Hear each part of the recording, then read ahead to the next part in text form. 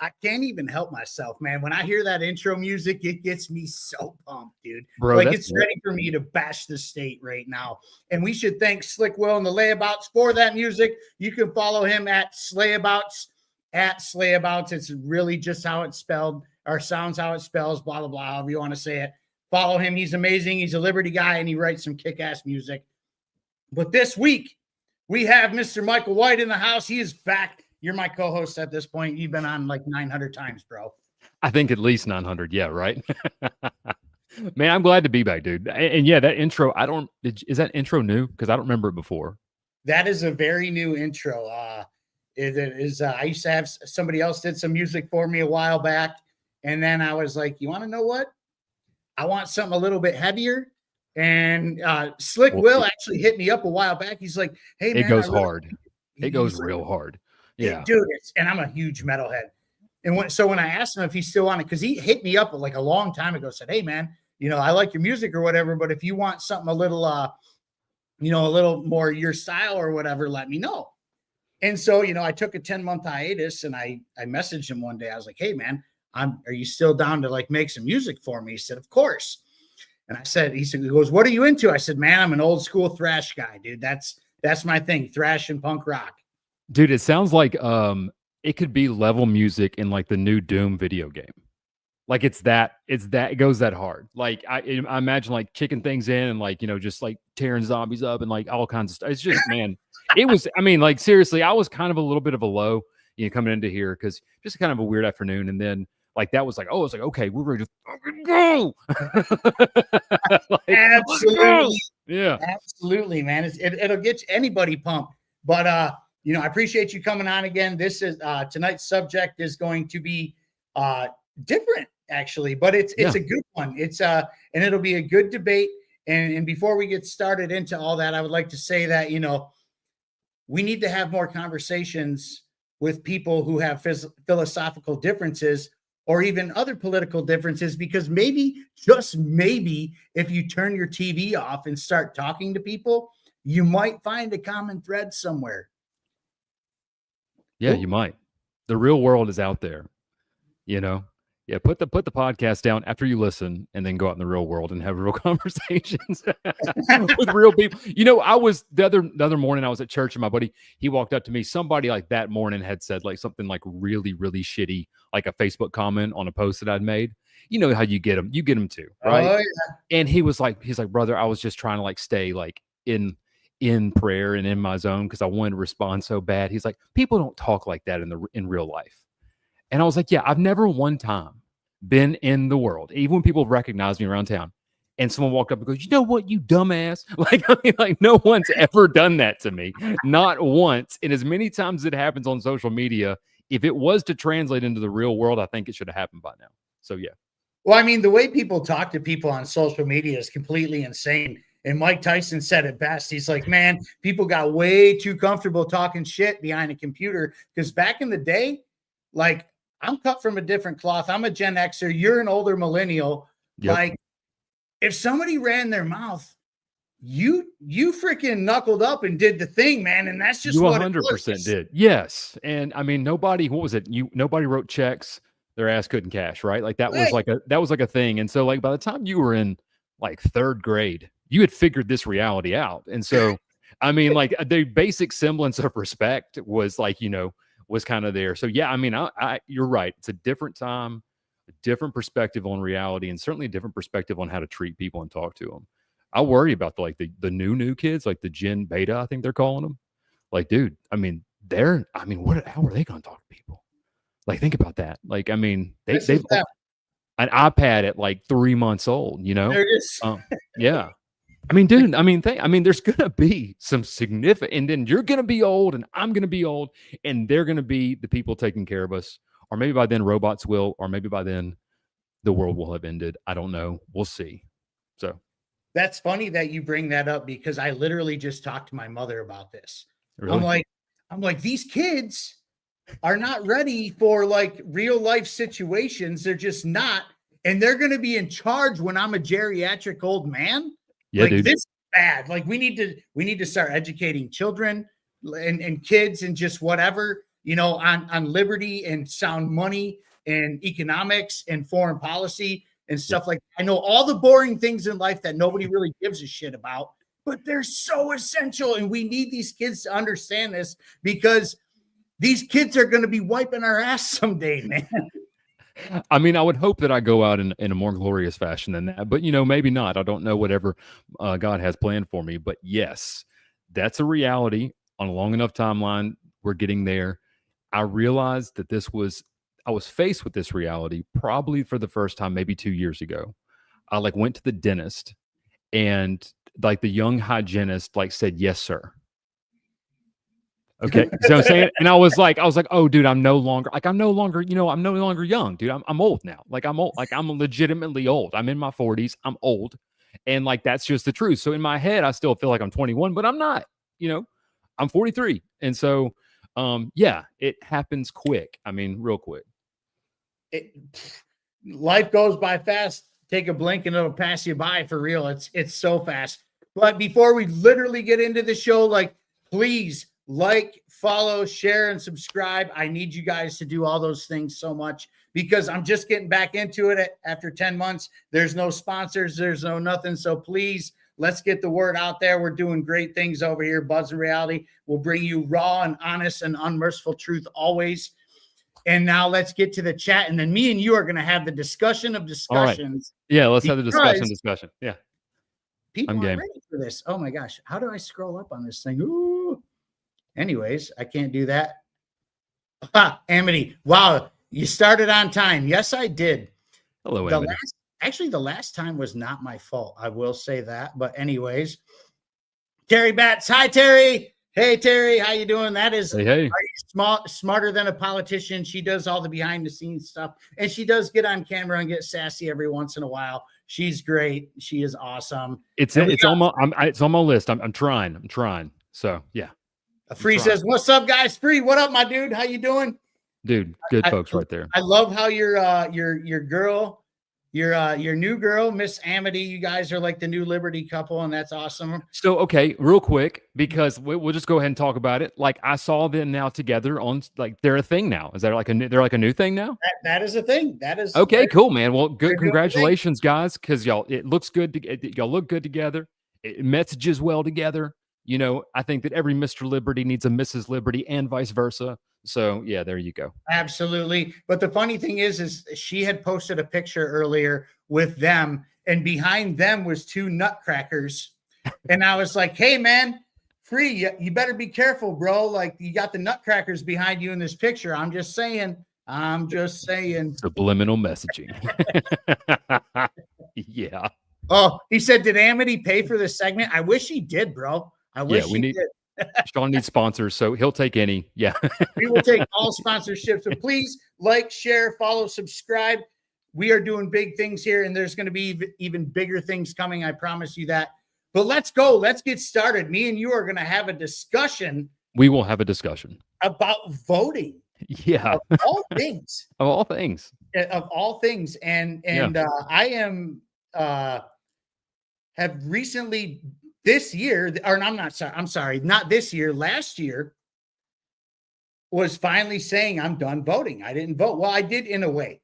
I voted on the ballot during the presidential election because I had buddies on the ballot here in Michigan. Yeah. And I said, hey, I'm going to vote for you. I've made them a promise. I kept my promise.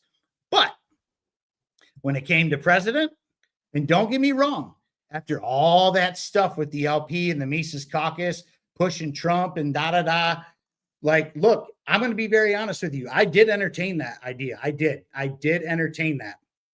And I went to the polls and I got in there and I'm looking at it, and I scribbled in all my buddies' bubbles first. And I was like, okay, what am I going to do here? What am I going to do? This is what I'm going to do. Ron fucking Paul. There you go. Yeah. There you go. Just like that. Yeah. There you go. And then, my mom and my dad and myself and shoot, I even think the Cajun Libertarian got a vote, like my dogs, my cats. Everybody got votes in the federal stuff, because I was not doing it. There's a lot of that happens. We have, we see a lot of quote unquote undervotes where people come in. There's people who come in to the polling sites and they just check in and they vote on nothing and then turn in a blank ballot. that happens quite a bit too. People just, I guess they want to be like, they want their record showing they voted, that they're active. But there's a lot of people who come in and just like, they're like, screw it, or they'll vote on like the most obscure thing, which is kind of cool, and then just walk out. Yeah.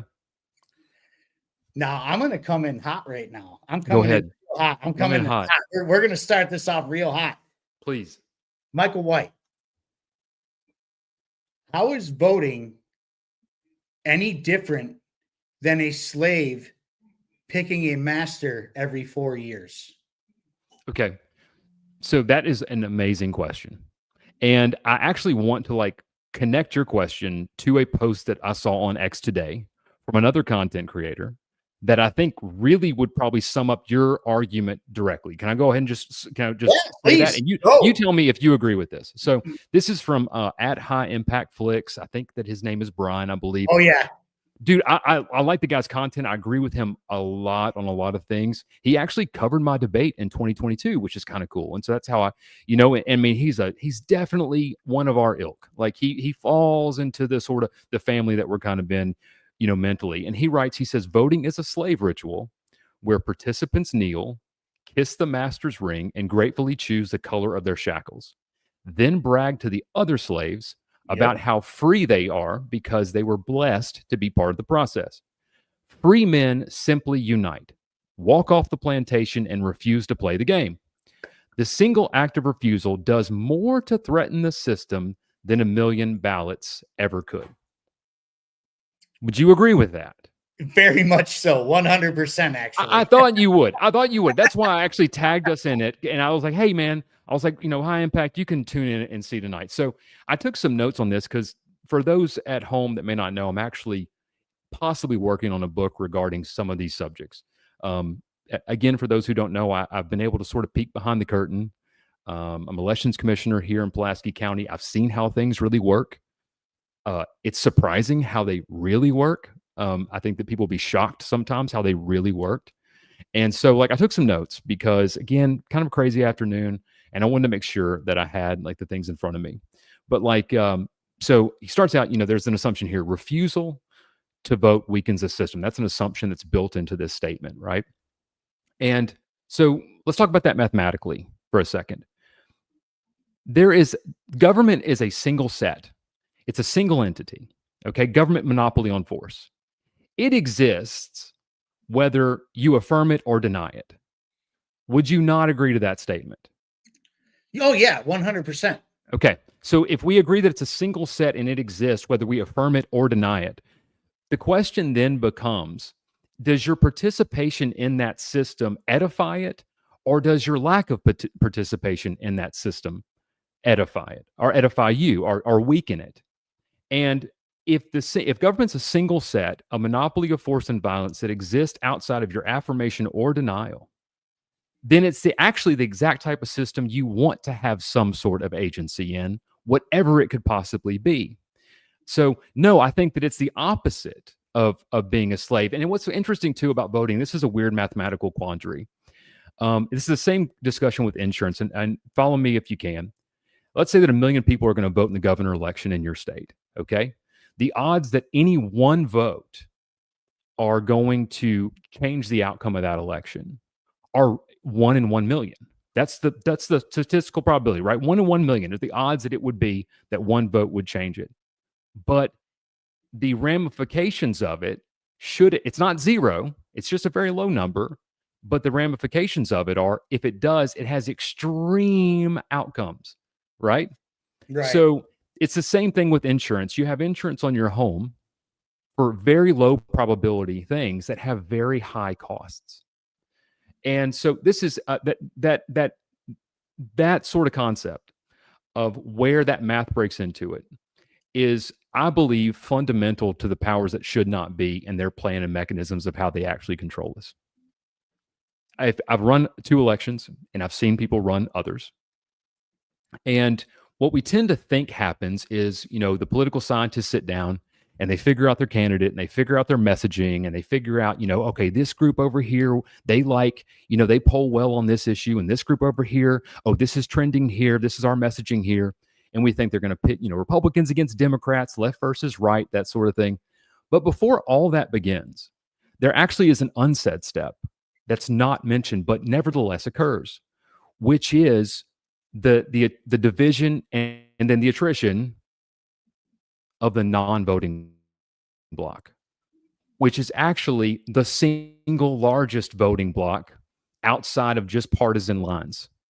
Okay, the biggest third party is not the Libertarian Party. The biggest third party is registered voters who don't vote. They're also, in my opinion, swing voters. That's who the swing voters are. Partisans aren't really going to be changed. Who walking into the 2020 election really was undecided about who they wanted to vote for president, right? Besides maybe Sean Collins.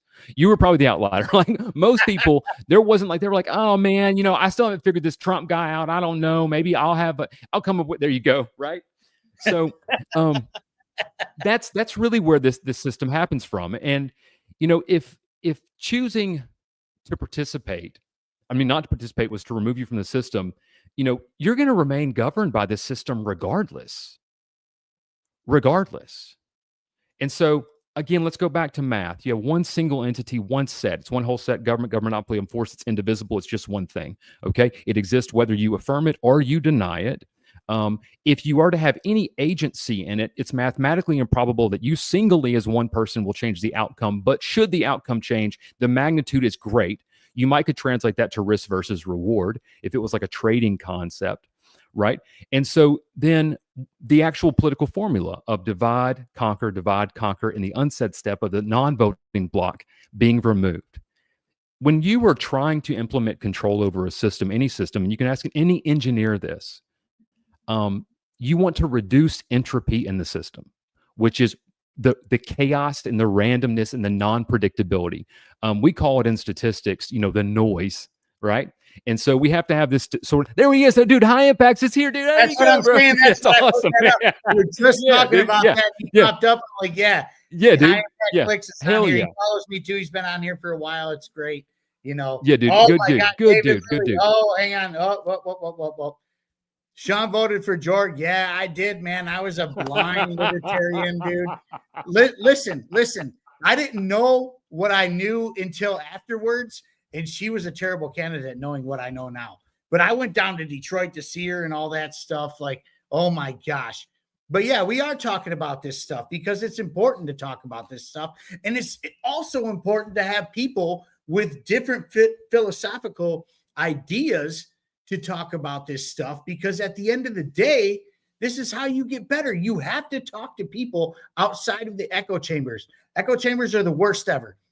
Sonia Agora actually said that. I love her so much. Sonia Agora was like, echo chambers are the absolute worst. I 100% agree with her on that. In a little shout out sort of to independent media. The quote unquote algorithms that suggest what people listen to have gotten really bland. I don't know if you've been able to tell that, right? Okay. Like, it's like the feeds are just these singular, monotonous, monochrome sort of things. And all the quote unquote big voices that get pushed to the top are really kind of just saying one of two things, right? You get very little nuance They're grifters. Okay, you broke up for a second, so I couldn't tell. But anyway, so yeah, they 100% are. But back to what we were saying again about the slavery narrative. Okay, so from anything is not unity. You cannot be in union by not doing something. Union and unity is a organized for an outcome. Okay, that's what we unionize for. That's what you collect for. And so when the argument is I don't vote because it's an affirmation of my slavery. Okay, if you don't vote, are you not a slave anymore? Because if it was an affirmation of the vote, then not voting would somehow remove your slavery. Are we breaking up? The internet messing up on us? You are. I'm losing you a little bit here and there. Okay, that's weird because I got really good internet. So. Again, are you in your backwoods? You have that off-grid place? No, man. I'm at my house, dude, and I pay for good internet. I got fiber optic, man. So we should be good. That's weird. But check this out, bro. Check this out. Yeah. When you talk about the whole slavery thing or whatever, now you had reposted something by Lars Mapstead that would prove otherwise, actually, where Lars Mapstead said, hey, you're working from January 1st to May 6th for the government. That's right. Yeah. No, I mean, you're still a slave. You're I'm not working saying you're 5 months not. out of the year. You're working 5 I'm not months out of saying the year. don't misquote me. Every one of us is definitely a slave. It's not they took 100% of a small portion of people who were 100% slaves and they replaced it with 100% of people being partial slaves, right? Or 99% because there's 1% who don't have to participate in the system. But Right. ultimately, again, we'll just talk. We'll in the mathematics discussion, we'll go more to a philosophical one. But essentially, the mathematics discussion is basically, look, the state is essentially a fixed set. It is a monopoly of control that's non-optional. And so, but your participation is optional as far as your as your agency in voting. The governance is not. So to refuse to participate in your own. Ooh, I lost him. We totally lost Mike. Mike is gone for now. Hey, Mike, come back here. But anyways, we'll go to the chat real quick because Mike is glitching real bad. And I am going back to the beginning and at 2.5 speed to catch up. Right on, man. That is amazing. Oh, Mike's back. Dude, they don't want us talking about this clearly. Dude, they don't want to. This never happens at all. I never have any problem talking to anybody on this. Like I said, man, I get like almost a gigabit, I mean, I pay for fast internet here. So really strange. I'll check the quality of my connection here in a second, but it's Sarah Huckabee's fault. I don't care what anybody says. It's her fault. Well, I mean, it's interesting because I'm not able to kind of wrap the point up, but again, the refusal to participate, in my personal opinion, is not a rebellion. In fact, I think it's quite the opposite. I think it's surrender. And here's a couple of examples I want to kind of address, and I can talk to some just direct ones. Here in North Little Rock, we had an election to raise property taxes. It was a special election. What they love to do with tax increases is do special elections. And this is when I started thinking about the concept of the underwritten set of the non-voter, of that first unsaid step of writing off that to reduce the entropy and randomness in the system. Why would they have these elections when people aren't expecting one? They want a reduced set of voters by which to control, because if you reduce entropy, randomness in a system, you can increase control and outcome of the system. So of course they would have them when people aren't expecting it, because only the people who want it or the definitely for it are going to be showing up to vote, right? So if that was the case, then when the 10% of voters showed up and passed a tax increase on the other 90%, the men with guns are still going to come take their house whether if they don't pay their property taxes. They don't get to say, well, I didn't participate in that. We would love to philosophically agree to that, right? But that at heart is the nature of the argument here, is the system is fundamentally broken from that perspective. And there is only, I don't believe it can be reformed. I think it can be exploited, however. And it can be ensuring that if that block would vote against every incumbent, every election, against every issue, every time, you would introduce mathematically so much chaos into the electoral system that you would essentially bring it to its knees. If you are at all have an anarcho mind, in any, even anarcho adjacent, that right there is the formula for the peaceful upheaval of the system. And like I said, I'm going to wrap this up and be done. I want to hear your thoughts, but again, increasing reliance on apathy to divide the electorate into a smaller set to reduce the amount of uncertainty gives more control to the political machine, not less. It gives them more control. And the people we really need to be showing up for things like property tax increases or, ballot access or whatever, are the people who say the most, voting doesn't matter because if it did, they wouldn't let me do it. That's what we need more of. We need them at the poll in block, and their one message is just vote against whatever's going on, whatever it is, just against, no incumbent, whatever. Yeah, but every time they vote against it, they get like 0.1% or 0.2% or 1% or 3%. And how is that winning?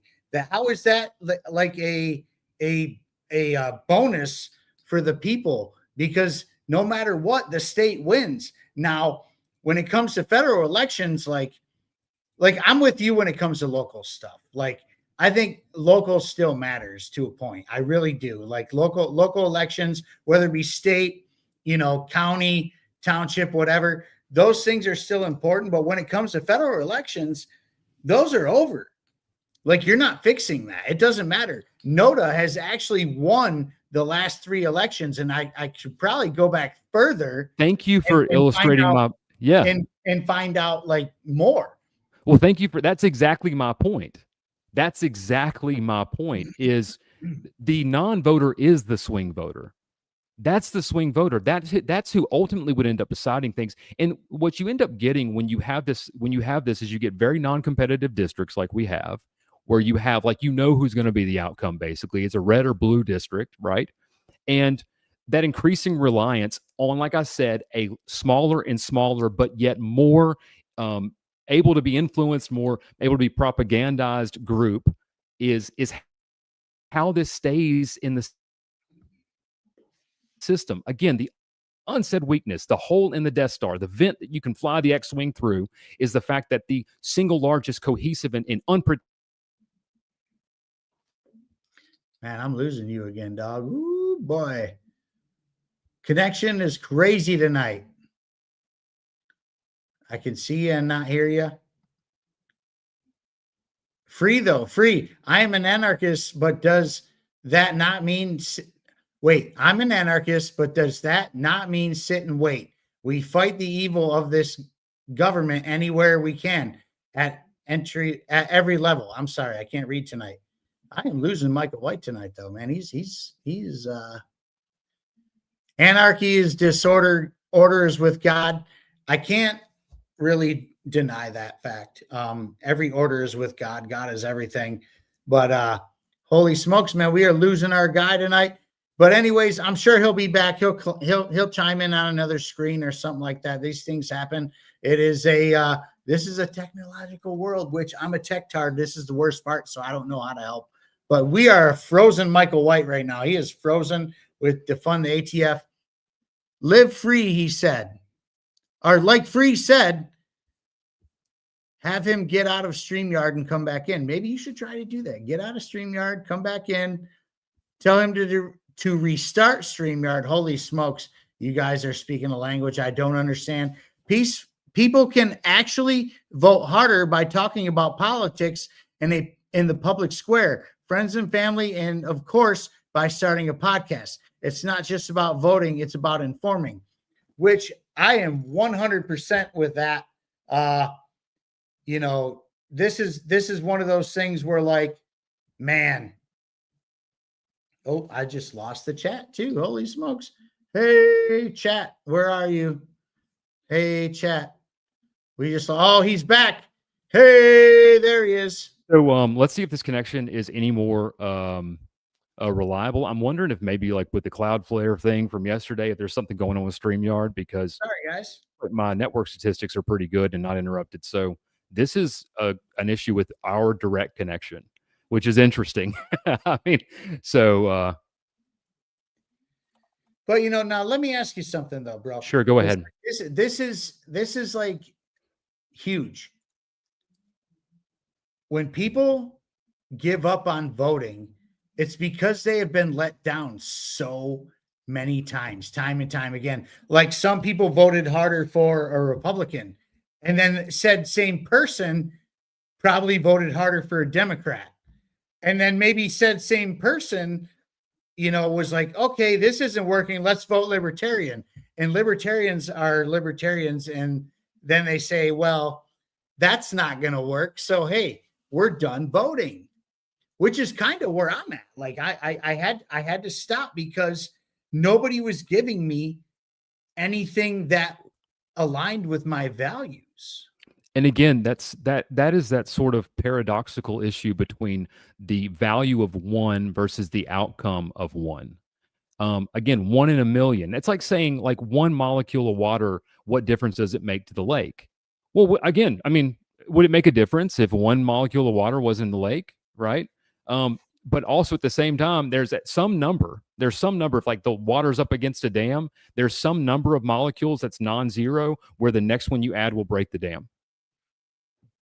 And so, I mean, that concept, those mathematical concepts are incredibly interesting. I know they're a little highbrow, a little heady to get around, but let's just make it this simple. There's millions and millions of people, generally speaking, more than not, who don't vote. And if they would just show up and just vote against incumbents, the entire system would be upended. You would not have perpetual political classes. You wouldn't have career politicians. The donor class would be useless. They wouldn't even know where to go. And the only argument would basically be like, well, I'm only here temporarily. So what am I doing? Right. I'm trying, what I'm saying is there is an outcome that doesn't involve chaos on the streets. There is an outcome in the system as designed right now that can be exploited. I'm just saying it just much like counting cards at a casino. It's not easy. Not everybody, maybe it won't happen. Maybe not everybody's going to do it. But I'm just observing the truth that this can be exploited. Like it can be. And that is a given weakness. And it's one that they rely on and depend on. That's the reason they draw districts the way they do. If the entropy in the system did not matter, then they would not care. But it benefits them to underwrite the concept that voting doesn't matter to people who are liberty-minded who can't be propagandized. Oh my God, I am. Will, I got to get this guy on my show actually at some point because he is big time in the digital currency world. He understands all that stuff. And like, I need to get him on to explain the blockchain like I'm 5 years old, because the way I see the blockchain is not very nice, but because AI runs it. So at some point I am for yes, we need to talk about that. But he's saying the entire voting conversation is moot until votes can be tracked, verified, transparent, and anonymous, i.e. blockchain with an address without a name. I am not voting. That's a solid argument. That's solid. Okay. So again, let's go back to it. He says that I'm not voting because the voting can't be tracked and it can't be verified. Yes, the system can be rigged. I'm telling you right now that it can. It does get rigged. There is a lot of fraud that happens, more than people would realize, and most of it happens locally. And there's 4 or 5 different types of fraud, and we won't go through all those today. But you can mathematically overwhelm fraud. The larger the group, the larger the sample size, the larger the influence has to be to cheat the outcome, and therefore the more noticeable or possible it is to be caught. That again, if we took the word voting and replaced this with gambling, with trading, with counting cards, if we took this and replaced it with any other concept, we would be in agreement about the math, and we would be in agreement about the fundamentals of the game theory, right? We would be. But as soon as we introduce the word voting, it becomes an emotional argument. And so what I'm just saying is, so take yourself out of it, your own individual biases, your own individual, epithets, what has happened, your anecdotes, and simply say, if. What would it look like if? Because to me, true unity is that people are doing one thing that affects outcome and agency. Not voting doesn't do anything. Somebody make a case to me one time where abstinence from something actually changed an outcome. I haven't seen anybody make that, because again, the government power is still going to exist regardless of whether you choose to participate or not. You're going to be forced to pay taxes. Men with guns will come to your house if you don't pay them. These things are going to happen. That you will have no defense in saying, but I didn't vote for it. Again, so what is the case? Like somebody, I would love to make the case for me that's in the comments of why not voting changes anything. I think I've made a good case of how improbable but still possible it is that increasing voter turnout from a non-voting bloc to vote as a bloc against incumbents would have radical effects that could be real, measured, and actual.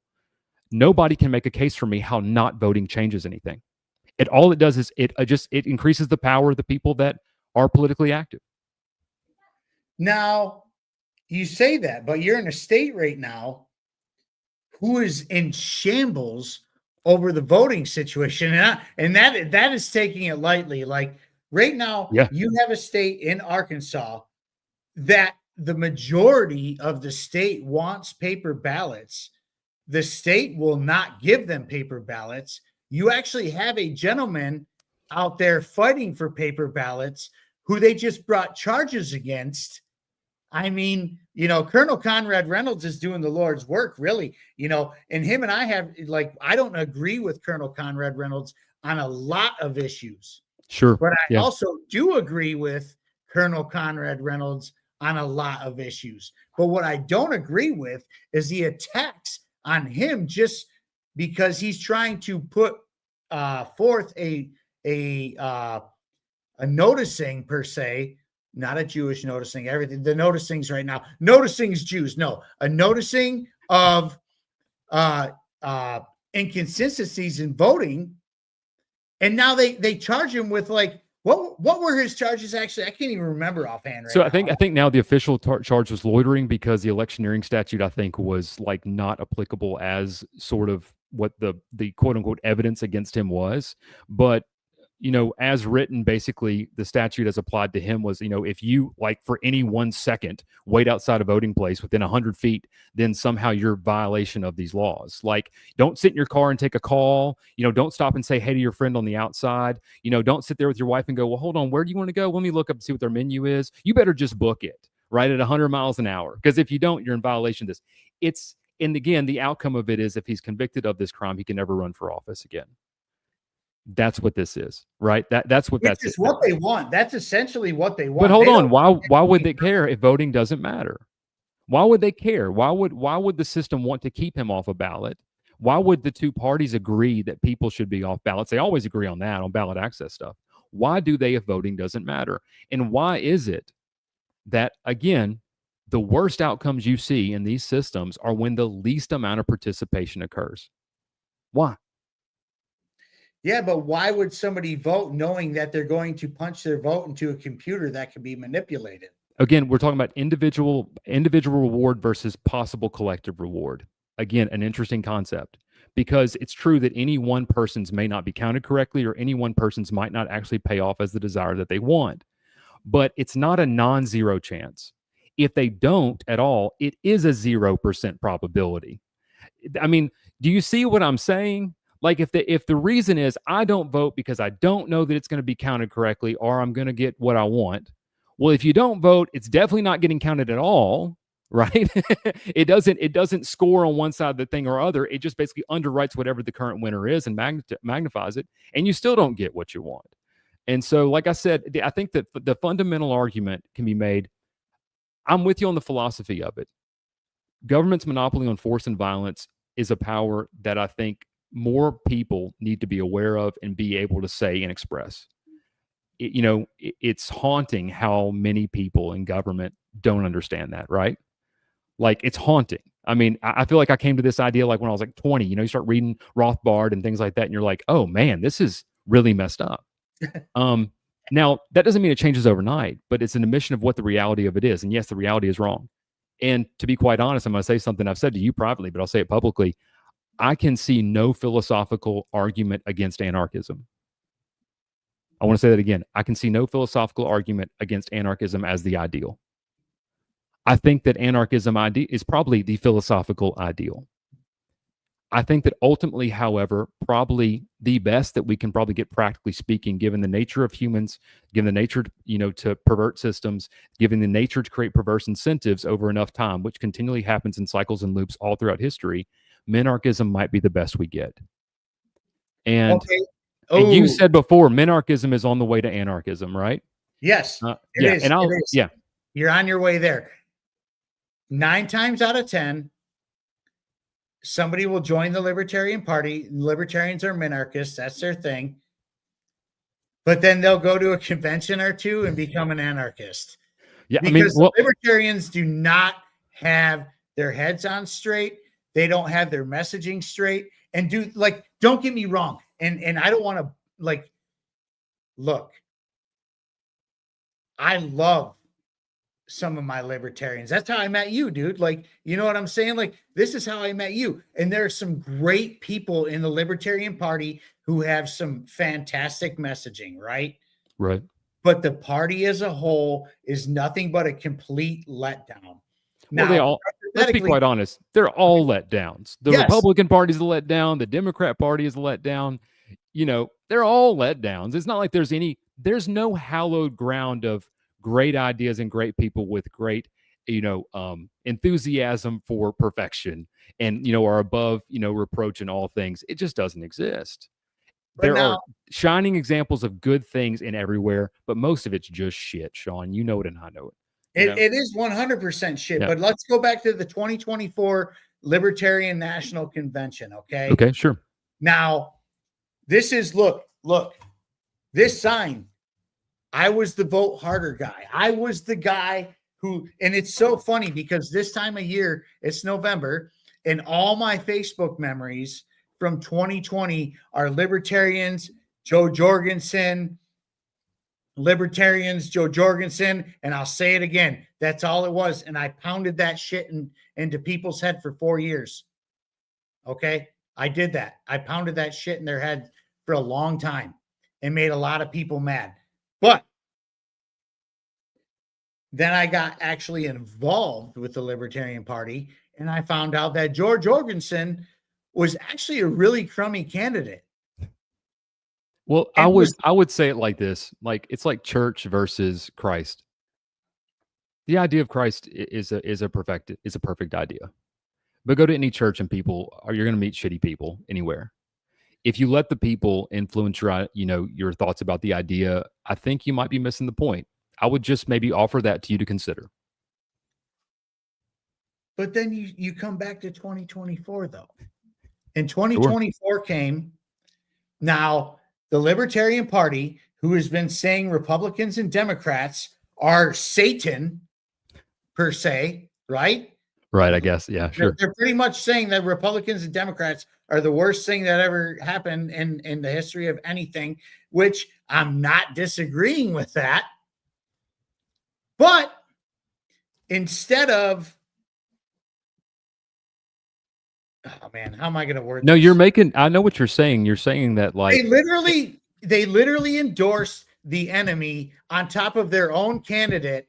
And how will they ever be taken seriously? And why is anybody who's thinking of voting against the grain going to vote for that after they sold out to Donald fucking Trump? You just perfectly essentially gave, a sort of a broader example of this argument in general. Is they underwrote the status quo, right? Right. It was by quote unquote inaction, by not supporting their candidate and not being what they claimed to be. Then they underwrote the status quo. And the really interesting philosophical question is, what happens had they not had the convention at all? What would it been? Would the outcome have been similar? Right. And I have said I think that there's also there's a relationship here between this idea and also sort of the LP in general. The LP, if they want to be effective, should be a voting bloc that decides outcomes. Okay. And again, you're like, well, there's only 3% of the vote. Well, when margins in most of these elections are 1 or 2%, 3% suddenly a big number. That goes back to the issue we're talking about the value of one. It's just 1 out of a million, but one can tip the scale. And so, but that requires unity. It requires unity, and it requires homogeny. It requires single purpose, single mission, single drive to single action. What we have now, both in the LP, which is part of their failing, and what we have in the quote unquote non-voting bloc is you don't have homogeny. They're very heterogeneous. Like they're mixed. There's tons of disunity. There's millions of reasons why people believe what they believe in the LP or what they're going to do or who they're going to vote for or where they're going to go. And in the non-voting bloc, it's the same thing. The powers that should not be do not fear apathy. They don't fear apathy at all. At all. They could care less about people being apathetic. If tomorrow 99% of voters, registered voters, didn't show up and were apathetic, they don't fear that because it's the opposite of what they do fear, which is active mobilization. That's what they fear. And so, again, I would submit to you that whether it is voting or it is trying to influence an election through a political outcome by being a voting bloc, like the LP ideally should be, if they want to be more effective, in my personal opinion, it's the same. It's the same. The same circumstances and issues in each one of these exist, and the same failings you get because they exist. But if you're telling people to vote for, anybody outside of the status quo, knowing they're not going to win, what's the point of even doing it in the first place? So again, what what are we looking for as a reward here? What do we want? We will all agree on this, whether you're a minarchist like me, an anarchist like my brother Sean here, or anybody on sort of the lesser government end, whether it's lesser to zero government into things. What do we want? We all agree that, to quote one of my friend Lars Mapp said, the system is rigged, right? Yep. They have rigged the game in their favor. We don't feel represented. We don't get outcomes. There is an unjust use of unjust powers against people without consent, right? We all agree on those things. Right. So what do we want? Well, ideally, we'd want to end that. Okay. But it's not as simple as just turning the apple cart over, or maybe it will be, but that won't be long lived. I mean, it was only 250 years ago that we had a revolution against the world's power, and here we are now, the largest government ever in the history of the known world, with more. But I would say, bring that up. Yeah. That's funny you bring that up, because, and I talked about this with Donnie a few weeks ago. Lysander Spooner published No Treason, the Constitution of No Authority in 1867, which wasn't even 100 years after, America became a country. And you have a gentleman saying, hey, number one, I didn't sign this Constitution, and I'm not obligated to pay for their nonsense. And that's not even after 100 years. I mean, dude, and again, you could have had that argument on day one after the Constitutional Convention. I mean, I think that, and it would be a very valid one. I mean, I agree with you. No, I didn't sign it. You didn't sign it. There's no such thing as a social contract. It's bullshit, right? Show me where I signed. I'm just talking about what is, and you are too. And so, again, I think that I make a case of mathematically and systemically how this can upend the status quo as it is. I don't know for certain I can promise an outcome, but I know that outcome will be different than what it is now. That's all I can know. Okay, that's all I can know. I have yet to see a good argument, and maybe High Impact will make one. I've yet to see a good argument of how apathy is ever going to change anything. Again, I don't think the ruling class fears apathy. They don't at all.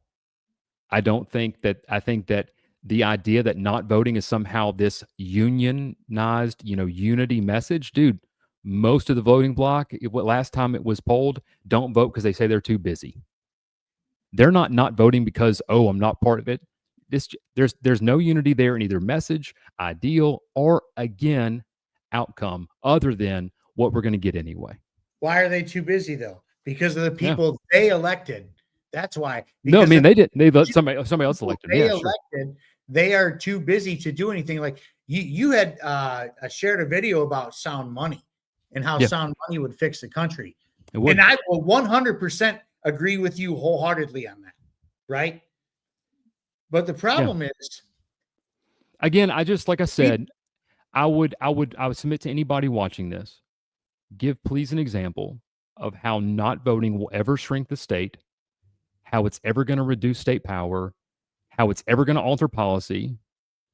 How does it limit the monopoly of force? And, no one's can make that case to me. And surely there's enough smart people out there that can make that case. I hear the philosophical argument and I agree in somewhat.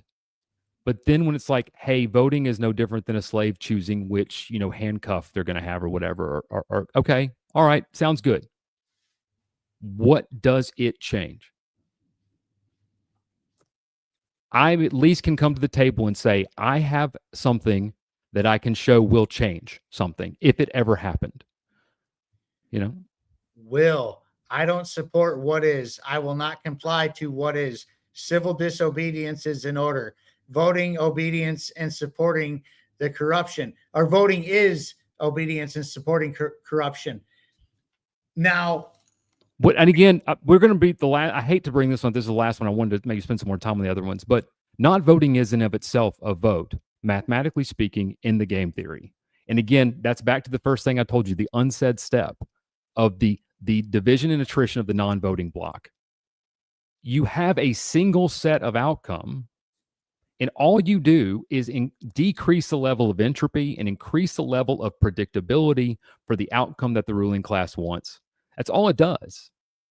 It doesn't change the outcome. It just underwrites an outcome and makes it easier to be manipulated. Again, you're going to have the state force against you either way. You have a non-zero agency if you show up.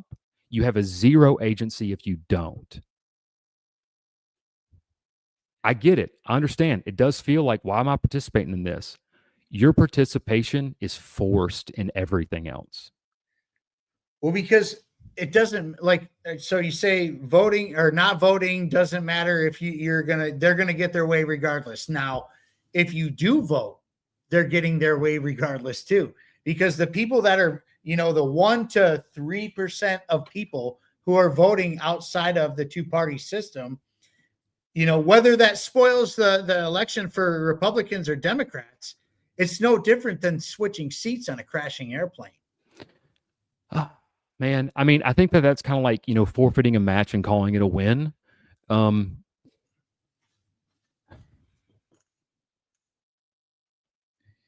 want to choose because my no words matter what they win, here. no matter what they win. Well, NOTA has again, won the last 3 elections. They still won. Again, I'm discussing here an outcome that is possible. Like, this is possible. I can show you that this is possible. If 35% of voters, every time the polls opened up, voted against the incumbent, you wouldn't have career politicians. That would be the outcome. Okay.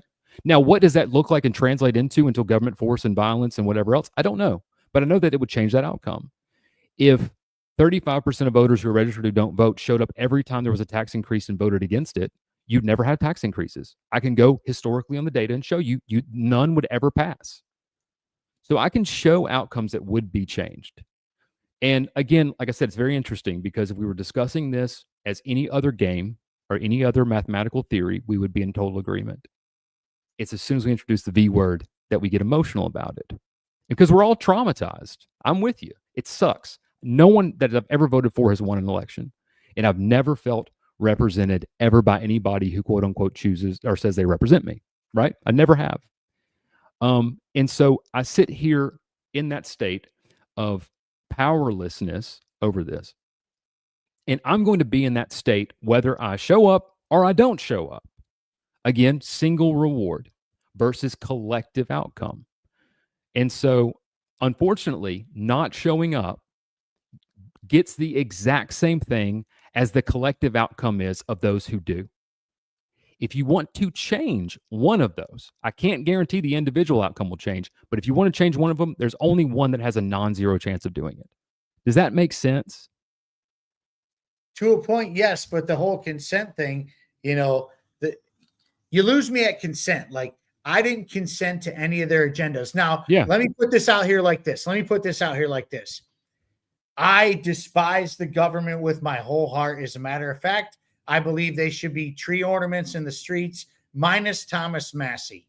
Okay. Now, Thomas Massie is an exception to the rule. It's kind of a very, very rare occasion. And to be quite honest with you, if we had 535 Thomas Massies in office right now, a lot of these conversations would be obsolete because most everybody would be happy. I want to pause there and I want you to consider this. It's a great example. The Republican Party, or part of the Republican Party, wishes to primary Thomas Massie in his district, right? You can better believe that there is somebody right now putting pen to paper, not spreadsheets and data, that knows the political leanings of the likely voters, okay? And they are not trying to change the mind of the ones who lean his way. It's a fruitless effort and you can't do it. They're going to try to underwrite and add to the ones who don't think his way.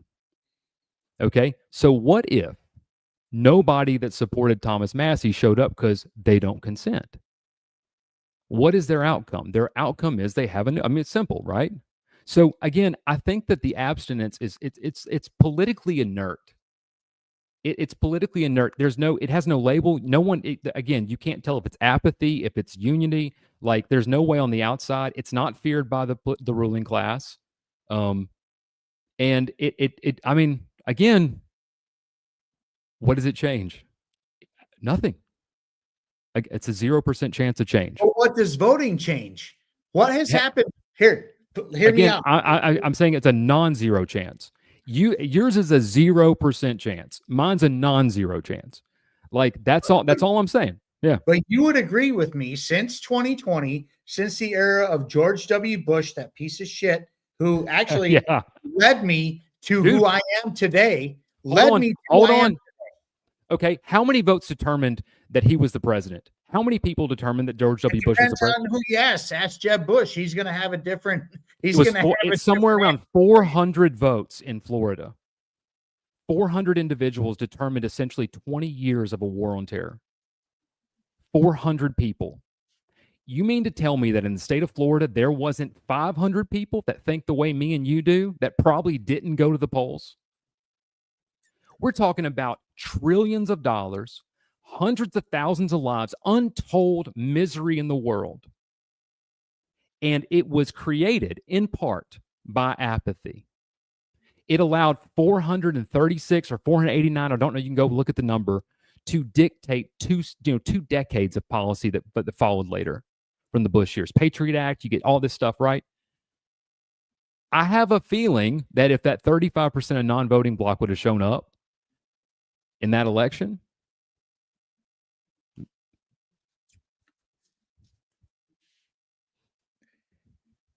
it's really hard to tell. That election was such a shit show. Trump tried to make it, 2020 to be like the first fixed election ever. And I'm thinking to myself, well, 2000 happened and 2012 happened. Those are two elections that stick out in my mind that were completely rigged. And that was Al Gore versus George W. Bush the first time. And 2012 was Mitt Romney versus Barack Obama. And as a matter of fact, Mitt Romney was about to do a victory speech. And all of a sudden they were like, wait a minute. No. That's not how this is going to go. People forget this stuff. Now, check this out, man. People voted since Bush until now. Have things gotten better or have they gotten much worse since 2000? Again, I'm discussing not the set of already outcomes. Those have been established. I'm talking about the non-voting block. All I can do is make assumptions of where we can plug those numbers. And so I can say, let's take the last 20 years of elections, whether they are local, state, federal, or whatever, and then let's say, take the 35% or whatever the number is and say that they voted the other way. What does that outcome look like? Again, a couple iterations, you can't tell, because if the unity was we're going to show up and we're always going to vote against the incumbent no matter who it is, then we wouldn't have no way to track the history, because by two iterations you would have a whole new group of people, right? You see what I'm saying? Right. And so, again, this is really just an argument of statistics, probability, game theory, discrete mathematics. That's really what it is fundamentally is. And then, like I said, there's it's related to philosophy, but then at the end of it, I have just the practical argument, which is I can take the math and I can take these outcomes and I can show you a non-zero chance of something being different. Nobody can show me a non-zero chance of something being different by them not voting. So if no one showed up for Massey, then so be it. We can't fix the regime. I think that's forfeiting a match and calling it a win. That's not revolution. I'm sorry, brother. Like, if me and you, if our ass is against the wall and we got to take up arms and go to war, I don't want somebody goes, man, I don't want to fight because that's underwriting this war going on or whatever. Right? You know what I'm saying? But see, that's not where anarchists are right now. Most anarchists, including myself, and I'm probably going to have the feds kick my door in after this, dude. I don't care. But we are ready for war. Well, guess what? Ready. That's not inaction. That's action. Well, what I'm saying is that when the voting doesn't work anymore and it's not working, where are you at? Because we are well past peaceful noncompliance. People can talk about peaceful. Oh, we need to peacefully non-comply. No, that is not going to work, brothers and sisters. I promise you that. So, and again, let's go back to that argument. When voting doesn't work, right? Well, if 35% of people who are registered to vote aren't voting, how can we say it's not working? Let's just imagine if anything else. Let's say that your house, you had an air conditioner and it's summer and it's hot as hell, and you turned your air conditioner. Now, air conditioners don't work this way. This is a bad example, but let's assume that it does. And you turned your air conditioner to 65% capacity, and it wasn't enough to cool the house off. Would you be like, that's it, honey, we're moving? No, I'm buying a new air conditioner. No, man. You would turn it first up to 100 is what, the practical speaking, that's what you do. And then say, then if it doesn't work, then there's another outcome.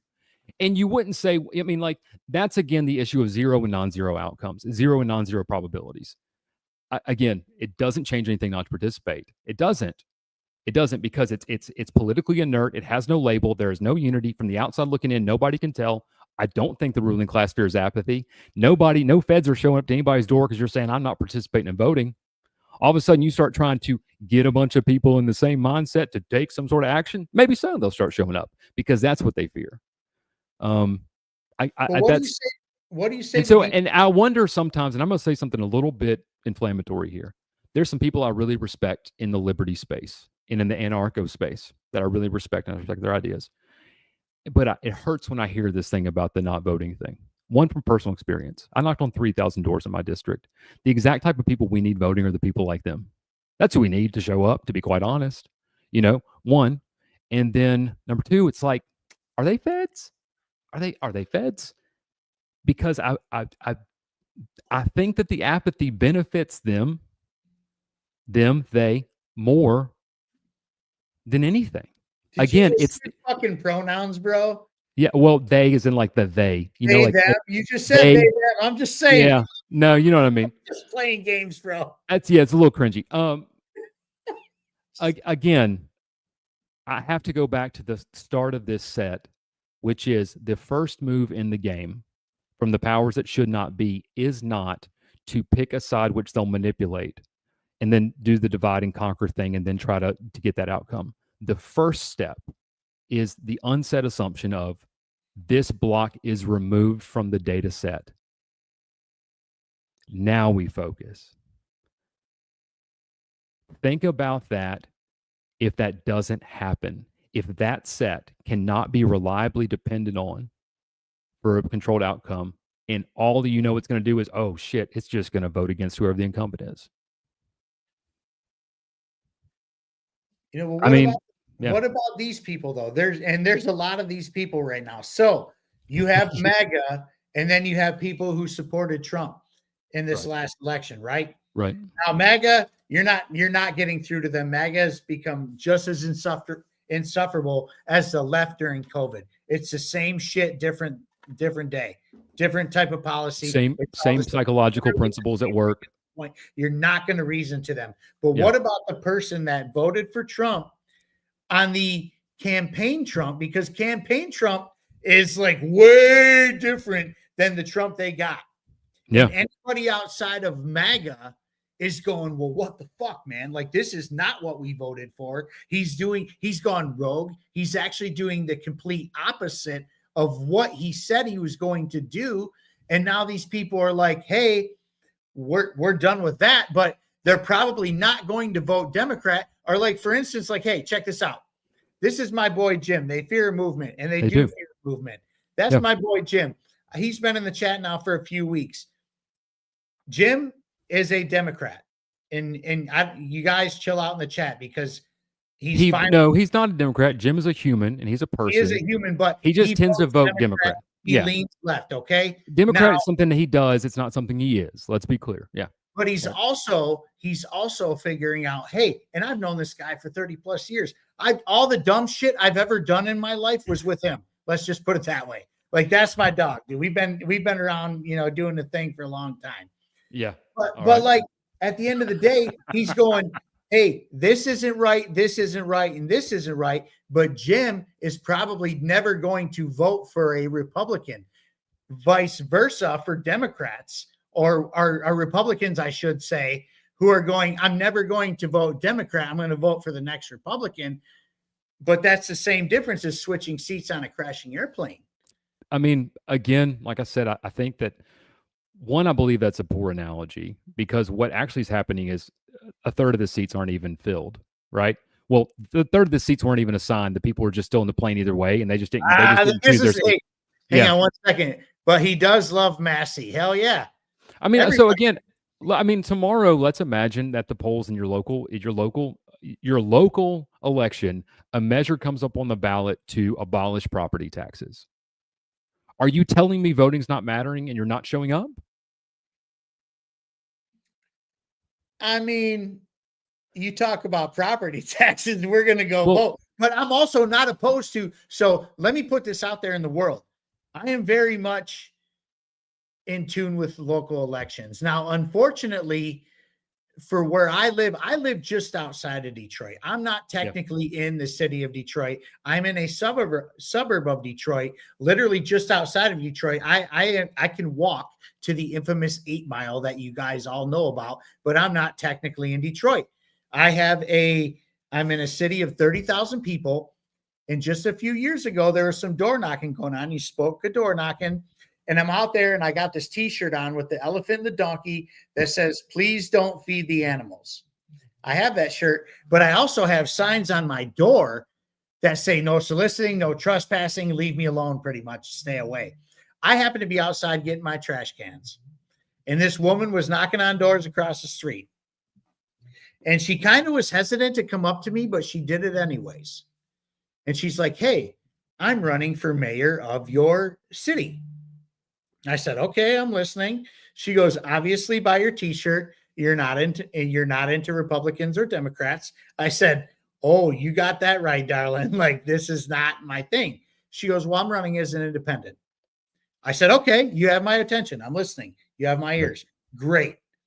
Now, I tell you what, again, I think everybody would probably run as an independent if there was the non-voting block voted in unison against incumbents. All of a sudden, it's like, don't put the name of the office that we hold on it, and don't put our party. Like, the ballots would just be names again. Like, that's what it would be. Like, I mean, yeah. But continue the story. But she ran. Now, 30,000 people are here in my city, in my town. Yep. And I think she took like 400 votes. Yeah. She took like 400 votes. She tried. She went door knocking. She did all the things you did, right? Mm-hmm. And she got 400 votes out of the deal. Now, that's because this, where I am, is a left area. Republicans don't even run here. And so when I say we just had a local election, I didn't vote in it. And I'm not saying that I'm going to vote Republican, or I'm not saying that at all. But when you're only running Democrats, like, I'm not interested. You know what I'm saying? That's what I'm Sure. getting at. And So, you get like, those non-competitive districts, right? I mean, like, yeah. I do not agree with that. So again, property taxes are going to be abolished. Do you stick to your not voting philosophical ideas? Oh no, we're smashing property taxes. And I mean, even on the table. We but have again, never seen that. Okay, so I know we're talking about several ifs, and these are all, and ifs are very interesting, and also sometimes absolutely asinine places to go. But right there, I hope you would recognize the logical inconsistency. There's a logical inconsistency there, which is what you're really saying is, under the current options that I have, I don't vote. Right. And if the options ever changed, or they were going to benefit me, then maybe I would. That's different than an argument of voting somehow establishes government coercion or edifies it. I argue government monopoly on force and coercion already exists, and it's going to exist whether you vote or you don't vote. Like, those shackles are there. The only agency currently that you have that's nonviolent is to determine how tight or how loose they are. And maybe your voice doesn't loosen them, but not saying something certainly doesn't loosen them. And that's my whole point of this. The people we need that say, fuck the system, the people who get it, the people who get it, you know what I'm saying, our kind of people, the people you sit down with, you meet, and you go, that guy gets it. This is the one place I think that they err. It's the one place I think they err. Again, they fear movements. They don't fear apathy. Special interests and lobbyists control the media to get people to vote in an unfair election. Their backup to win is manipulate the voting machines. Okay, so we can talk about voting machines if you want to a little bit. Actually, this is a very interesting subject that Mr. White is very well versed in at this point. Yeah, very well versed in it. So what he's alluding to is direct tabulation manipulation, which is like somehow we're going to change the numbers in the machine to give an outcome that comes out different. Okay. Direct tabulation manipulation actually is one of the dumbest ways to manipulate an election. It's also the easiest to catch. Like if it ever is audited, it's easiest to catch.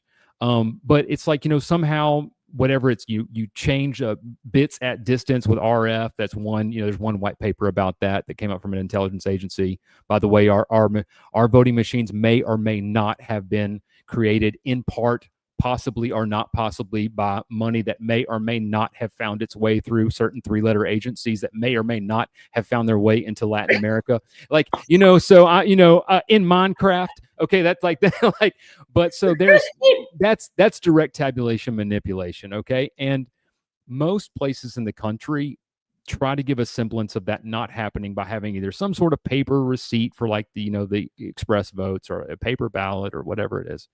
The best way that I've found, if you want to rig an election, especially a local one, is again redistricting on demand. We're talking about unsaid steps. When we talk about rigging elections, everybody goes into the count is off. That's what we all go to. Everybody goes to mentally goes there first. Oh, they're rigging it. They're changing the numbers, the count. All you got to do is make sure when Sean shows up, because we know the political propensity of the district you're in, because we've drawn the lines and we know this is a red district and this is a blue district, and we want this. We just make sure when Sean shows up, he gets a ballot that's not for his place. He gets another ballot, another precinct with another whole other thing. So you can sequester and move the influence of the voting base. That's redistricting on demand. And oh, by the way, this isn't hypothetical, because it was proven to have occurred in my state in 2020, 2022, and 2024. And we proved as a commission that it occurred in 2024. And for the first time ever in Arkansas history, there has been a felony indictment of an individual. Because it happened to you. They're doing it right here. You. Exactly. And so, to address his point, I paid for really good data. I'm a data guy. I'm a numbers guy. I'm a systems guy. And I was very confident in the data that I had. And I had a pretty good idea of what the numbers should have looked like on like basically a cone of probability. They should have fallen somewhere inside this range. And again, I couldn't tell you if it was going to be on my way or it was going to be on her way, but it should be here with pretty good certainty. Like, if you're driving down the road, all things being equal, your cars, even if you take your hands off the steering wheel, it's probably going to go forward at least a little bit, right? Like it might go this way, but you would expect for the next 10 feet or 20 feet that it's going to go forward. It might drift. That's called your cone of probability. The results were so far outside that cone of probability that it was statistically aberrant. Like it was significantly statistically aberrant. If it was a stock market trade in the options market, we would go, somebody knew something or somebody fucked something up, because this typically doesn't happen. And so, yes, then I started digging into it and going, hold on, during the presidential election of 2024 with Donald Trump versus Kamala Harris, my district had the lowest turnout it's had in years. But the district right next door had the highest turnout it's ever had in years. And then when people who volunteered for my campaign called me on election day and said, Michael, people who live in your place are getting ballots for another district. Nobody believed me. But then I ran for commissioner and I proved it. And now a lady's facing a felony indictment because that's exactly what occurred. The system, the poll book system, was manipulated. The geographic information. My address was the same. Sean, you'd show up, you'd hand your ID. I'm Sean Collins. They'd be like, you live at 123 Main. I live at 123 Main. Cool. Here's your ballot. And then you go, and if you're not an informed voter and their ballot's full of shit, right? Let's say there's one city council race or one ward race or one state rep race or whatever, and you're not really informed, you don't know that that's not the person you're supposed to be on the ballot for. And if I want in this district over here for the insider to win, and they're a Democrat and they're running against maybe a liberty-minded guy, and you're a liberty-minded guy and you live in that district, well, I don't need to change your vote. I'll just have you vote over in this district where the Republicans are already going to win anyway. It's like by such a large number, it doesn't really matter what you do. Again, sequestration of data sets, moving the needle over to affect that outcome. That's the best way to create election fraud. It's also the most difficult to catch. And by the way, that system exists in 37 states to this day. And there is currently, as far as my research can show, there is no either standardized or expressed way of auditing that prior to certification in any of those 37 states. That's enough, yes, that you go, damn, dude, voting doesn't matter. That's bullshit, right? But again, if it didn't matter, why would they rig it that way? So how would you overcome that? The only way to overcome that would be you'd have to have the data set be so far beyond that the cone of probability no longer can exist, which is you would have to just collapse the wave with too many people. So, I mean, there's not really much of a fraud that cannot be overcome with increasing the size of the data set, because every time you increase the size of the data set, you make it like twice as hard, basically, for the rigging to be undetected. And also you limit the ability to move things from one place to another if you increase the data set. So yeah, I mean, that's that's one way they rig it, man. That's and I think that's probably the number one way that it gets rigged, to be quite honest. Well, I mean, once you digitalize everything, it can be manipulated very easily, right? Like look at your phone. Look at your phone for instance, right? You have your phones and you put on your navigation. You put on your navigation and it tells you exactly where the address is. It tells you the best ways to go. It'll give you 3 different options, probably, if you got the right app or whatever. You got 3 different options to get to your destination. But then when you're driving, you start to notice, like, hypothetically, you're in a 55-mile-an-hour zone. But then it turns into a freeway zone. It turns into 70 or 75. Yeah. The moment it changes, the speed limit on your navigation changes. Sure, yeah. So they have access to everything and anything that they want. Yeah. Now you bring these voting machines, right? If they can manipulate your phones and figure out where you're going and where you are at any given moment, they can manipulate your voting machines and do that. And actually, Colonel Conrad Reynolds had put that to the forefront in front of the city council, and he got completely shit on for it by the city council. I actually watched that because you had something to say during that too. Yeah, I mean, there's some really good argument. First off, analog is typically safer.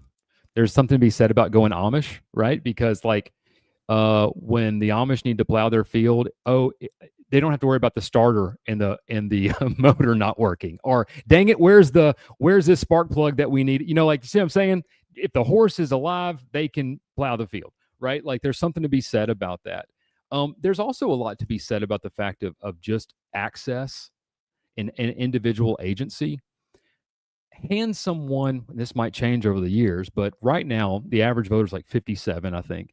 Hand a average 57-year-old a pen and a paper versus an iPad, and record 100 instances of which one shows confusion. And I will guarantee you there'll be more confusion with the iPad than there will be with the pen and the paper, right? Take it from the tech tard. this is just agency, and this is just, and also, and again, I think the concern and the fear of some of these people is, I think, and again, this is really going to speculation, so I need to be careful how I say this.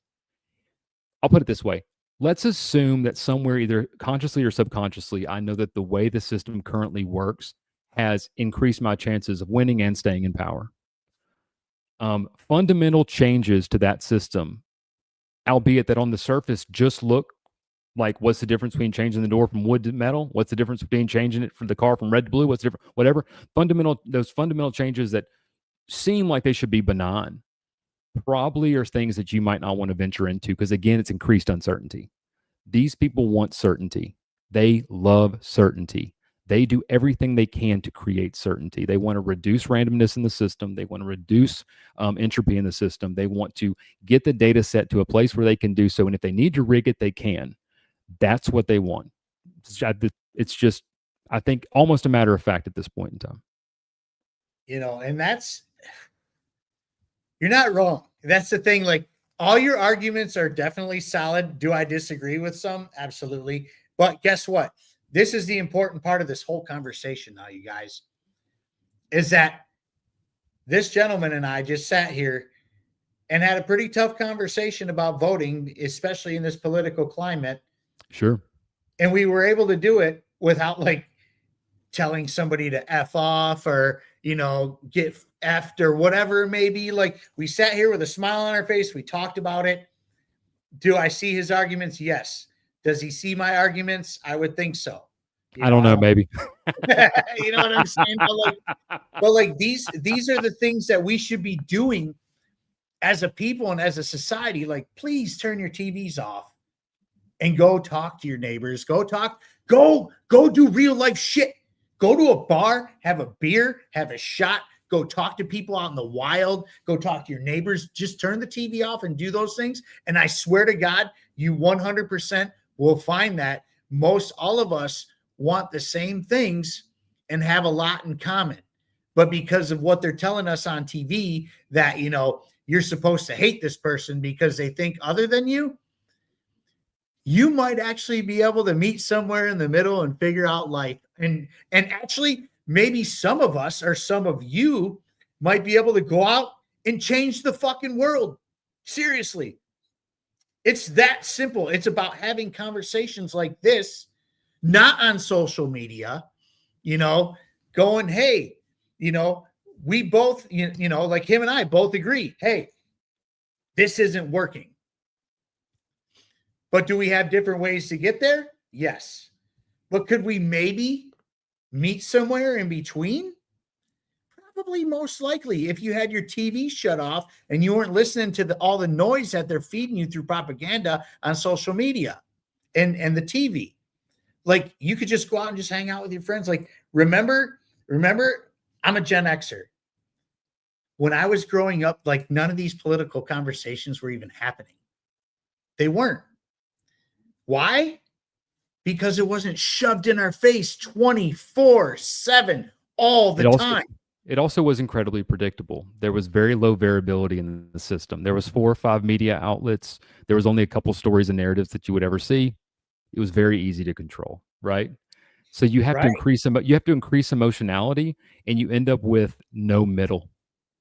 You end up with no middle when you increase emotionality. It's us versus them, me versus you. Like, you know, you're the devil, I'm this. Like, everything is like that now. It's absolutely insane. I mean, it's the craziest thing ever. And it's exhausting for people like me and you who can see through it and can think. Like, we're like, this is not natural. Like, this is not how we're supposed to be, you know? See, Jim, I didn't even know who my parents voted for. I actually knew who my parents voted for because I was in a house split. Actually, we had somebody was a Democrat and somebody was a Republican. That's how my house was. Yeah, my house was like that. My mother typically voted that way. Let's go to Dearborn, bro. Bubba the Mouth. Bubba the Mouth was the original co-host of this show in the Buds in the Basement days. Oh my God, Bubba, it's so good to see you. Dearborn, it might be going through Dearborn, bro. Let's go. Dearborn might be going through it, right? They might be going through it.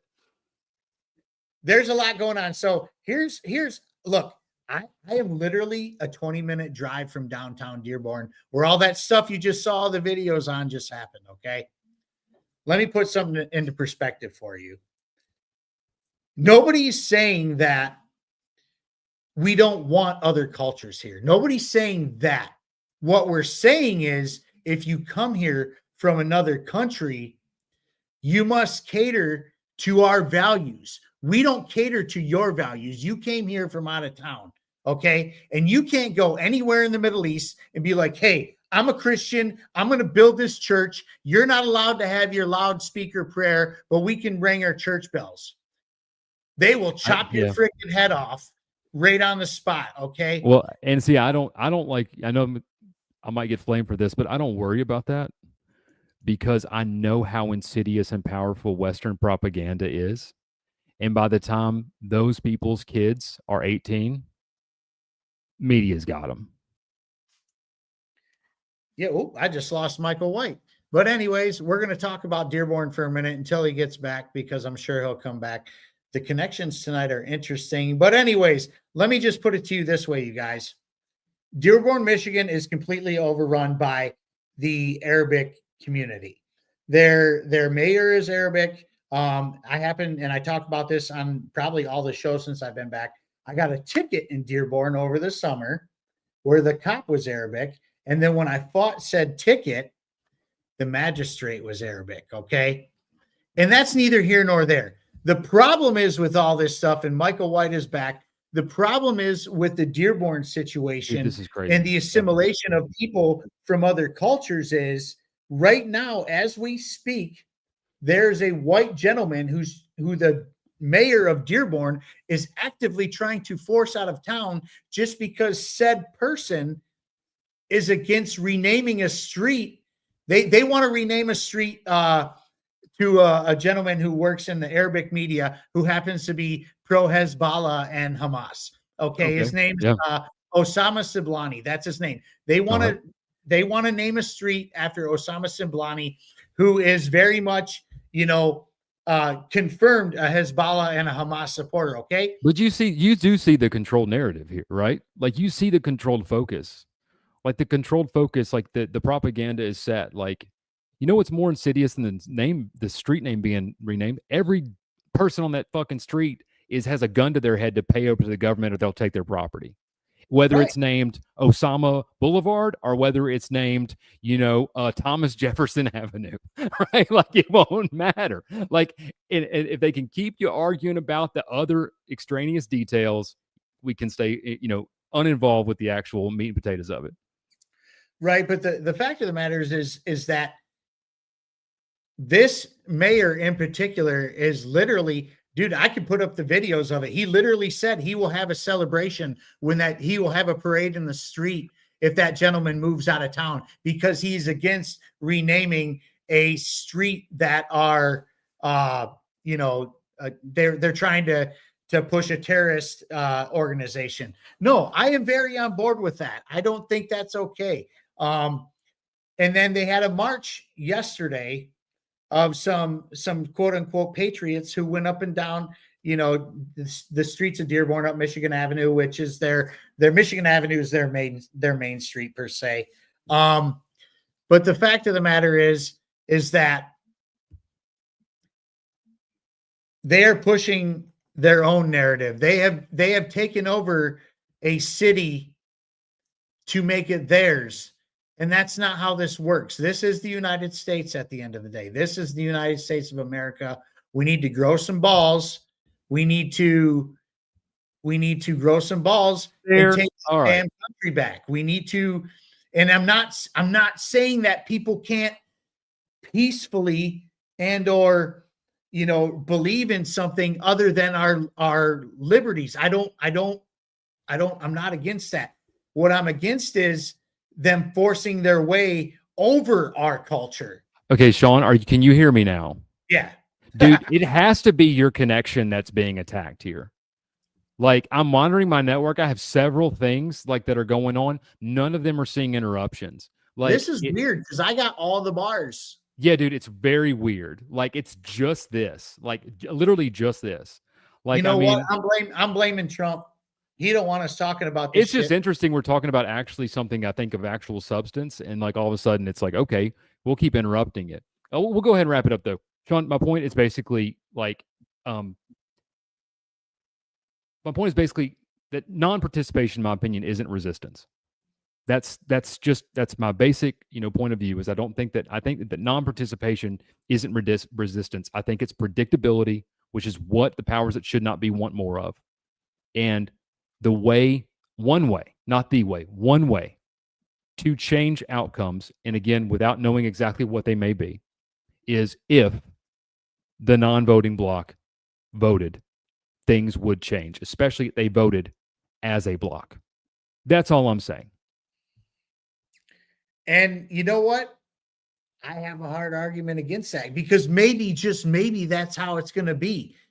But we have a lot of work to do then. We have a ton of work to do because NOTA has won the last 3 elections. I haven't gone any deeper than that. Because that's the biggest block. That's them. But why? Let's talk about why. Is it because they had the same people running 3 different elections? Again, the polling on this is interesting. There's 27% of people don't because they say they're busy. It's like 17% say that it doesn't matter. There's like 11% that say they don't have a reason. There's like always like 8 or 9% it seems like that say like they don't know where to go. It's not. That's what I'm saying is the not voting bloc isn't homogenized. It's not union. It's not one entity. It's really one outcome that has many different components of reasons behind it. And all I'm saying is, like, you could change that. I mean, it's possible. It can. I think it could be changed.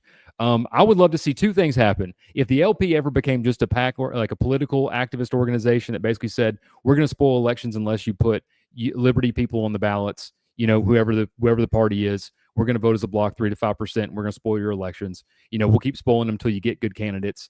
And or when they run ballot access campaigns, those candidates just run on ballot access only, period. Like, the president is just like, hey, let me explain to you why your ballot access laws suck. If you vote for me, a 3% win in your state is a win. I won't be the president, but you'll have more choices next year. Those would be the two things I think would work. Those are incremental changes that could work. But right now, it's just a cluster of everybody doing their own thing. It's like worse almost than after the Great Schism, and then like now the billion different versions of Christianity that we have in Protestantism. Like, everybody's on a different page. Like, everybody's on a different page, and I think that it's hard to have, just in that example, like the militant faith, I believe, requires single voice, single reason, single action.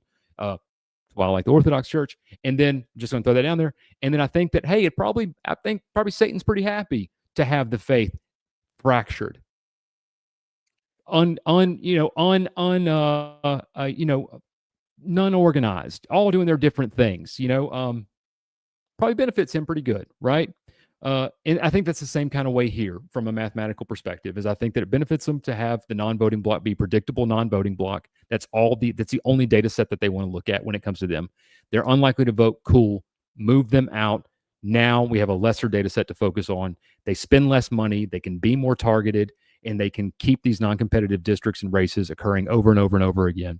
And again, I think non-participation in this, it's not resistance.